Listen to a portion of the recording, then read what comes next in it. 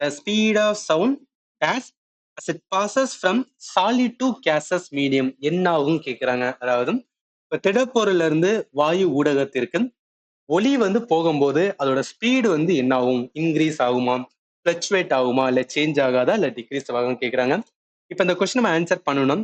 இதுல ஒரு கான்செப்ட் இருக்கு. இந்த கான்செப்ட் நம்மளுக்கு தெரிஞ்சிருக்கணும். அது என்ன கான்செப்ட்னா, ஸ்பீட் ஆஃப் சவுண்டு டிஃப்ரெண்ட் மீடியால வெவ்வேறு ஊடகங்கள ஒலியோட வேகம் எந்த மாதிரிலாம் இருக்கும், எதை பொறுத்துலாம் இருக்கும் அப்படின்னா, இங்க பாருங்க, ப்ராப்பர்ட்டிஸ் ஆஃப் த மேட்டரை பொறுத்து இருக்கும். அதாவது இப்ப சாலிடா இருக்கும்போது ஸ்பீட் ஆஃப் சவுண்ட் வந்து ரொம்ப ஹையா இருக்கும். இருக்கிறதுலே லோவஸ்ட் எதுக்குன்னா கேஸ் தான் இருக்கும்.